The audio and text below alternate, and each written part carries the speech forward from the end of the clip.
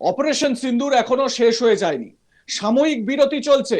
ভারতের বিরুদ্ধে যে কোনো সীমান্ত পারের আগ্রাসনকে অ্যাক্ট অফ ওয়ার হিসেবেই দেখা হবে।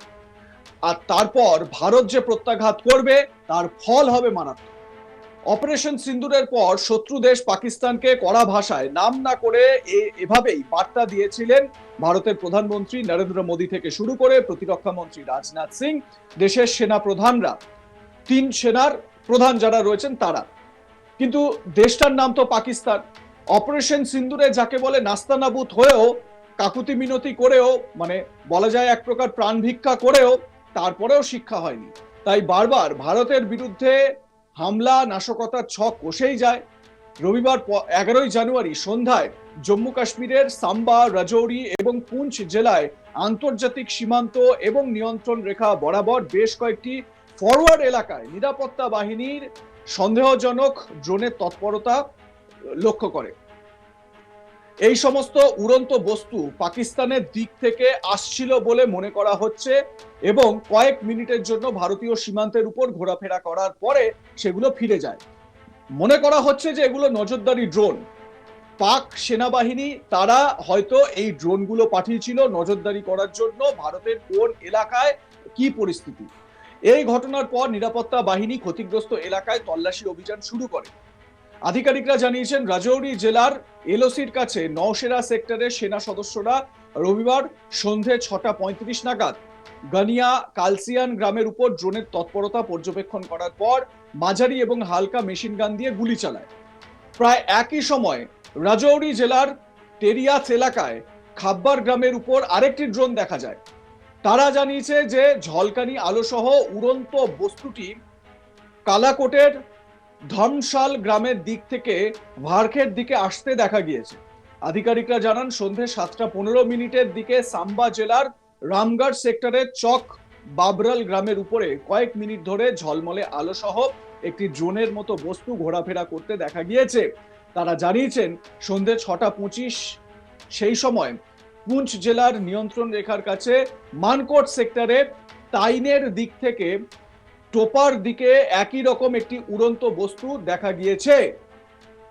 প্রসঙ্গত শুক্রবার 9 জানুয়ারি রাতে সাম্বা জেলার আন্তর্জাতিক সীমান্তের কাছে ঘাগওয়ালের পালুরা গ্রামে নিরাপত্তা বাহিনী পাকিস্তান থেকে ড্রোন দিয়ে ফেলে দেওয়া অস্ত্রের একটি চালান উদ্ধার করার কয়েকদিন পর এই সর্বশেষ ঘটনাটি ঘটল। সেনা আধিকারিকরা জানিয়েছেন উদ্ধার হওয়া অস্ত্রের মধ্যে 2টি পিস্তল, 3টি ম্যাগাজিন, 16 রাউন্ড গুলি এবং একটি গ্রেনেড রয়েছে। এদিকে পাকিস্তানি ড্রোন দেখার পর নিরাপত্তা সংস্থাগুলিকে হাই অ্যালার্ট করে দেওয়া হয়েছে। আধিকারিকদের মতে কমপক্ষে 5টি ড্রোনের গতিবিধি লক্ষ্য করা গিয়েছে, যার জেরে ব্যাপক তল্লাশি অভিযান শুরু হয়েছে। নিরাপত্তা আধিকারিকরা জানিয়েছেন যে সমস্ত উড়ন্ত বস্তু সীমান্তের ওপার থেকে ভারতীয় আকাশ সীমায় প্রবেশ করেছিল কিছুক্ষণের মধ্যে সংবেদনশীল এলাকার উপর দিয়ে উড়ে গিয়েছিল এবং তারপর পাকিস্তানে ফিরে যায়। সন্দেহ করা হচ্ছিল যে ড্রোনগুলি অস্ত্র বা অবৈধ পণ্য ফেলার চেষ্টা করেছিল। এ বিষয়ে আমরা কথা বলেছিলাম বিএসএফ এর প্রাক্তন ডিআইজি সমীর মিত্রের সঙ্গে। তিনি এ বিষয়ে আমাদের কি জানিয়েছেন শুনুন।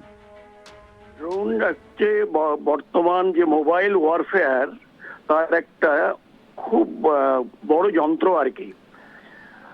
ড্রোনটাকে আমরা যেমন পাঞ্জাব বর্ডারে আমরা বেশ কিছু ড্রোন ওদের কিন্তু আমরা প্রয়োজন হলে যখনই আমাদের এয়ার স্পেসে ঢুকে পড়ছে তখন সেইটাকে নামানো হয় এবং গুলি করে তাদের নামানো হয়। কারণ দেখা যাচ্ছে যে ড্রোন দিয়ে তারা যথেষ্ট নাশকতামূলক অনেক কিছু করতে পারে।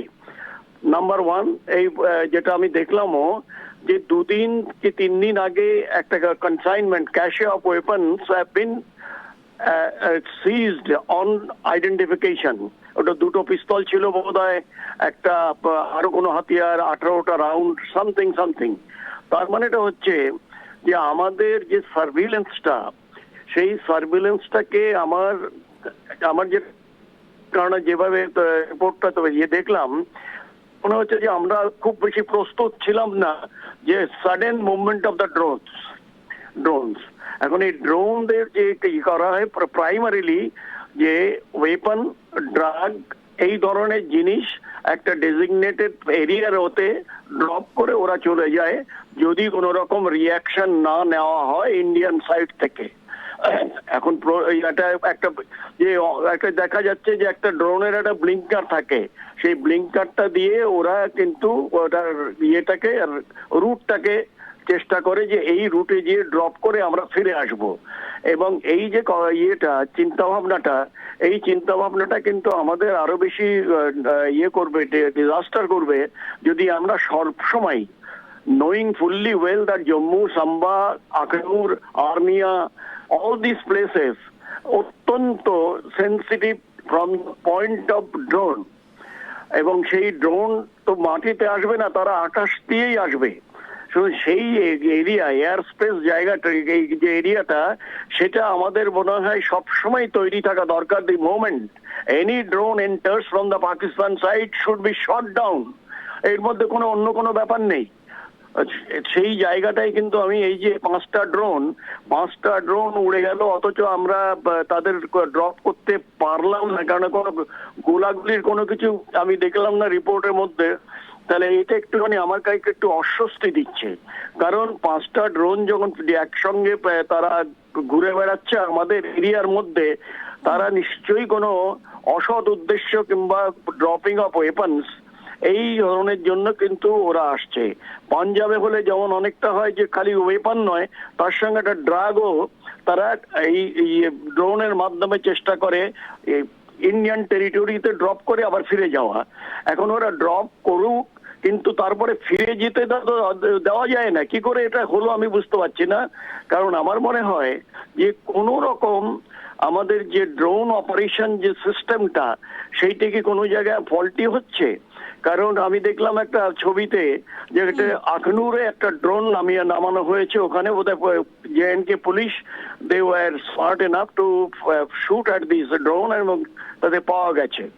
এখন এই যে ড্রোন ওয়ারফেয়ারটা, it is the low cost in the operation, এবং সেই লো কস্ট অপারেশনে যতটুকুই ওরা আমাদের উপরে করুক না কেন, সেইটা করার আগেই যেন তাদের করতে পারি, either that can be ব্রট down or that should be shoot down. এর মধ্যে দুটো কোনো কিছু নেই। এখন সেই জায়গাটায় এখন যারা এই এরিয়াগুলোতে গেছেন, তারা দেখেছেন যে যেমন প্রত্যেকটা জায়গায়, যেমন কিছু যেখানে সাম্বা পর্যন্ত আমাদের যেটা রয়েছে ইন্টারন্যাশনাল বাউন্ডারি, তারপরে যখন শুরু হলো যে এটি জায়গাটা লাইন অফ কন্ট্রোল এলওসি, সেই জায়গাটা শুরু হয়ে ওদিকে চলে যাচ্ছে Balakot, Kalakot and all those things, সেই এরিয়াটাও দেখলাম আমি এখানে রয়েছে। তার মানে ইট ইজ এ ম্যাসিভ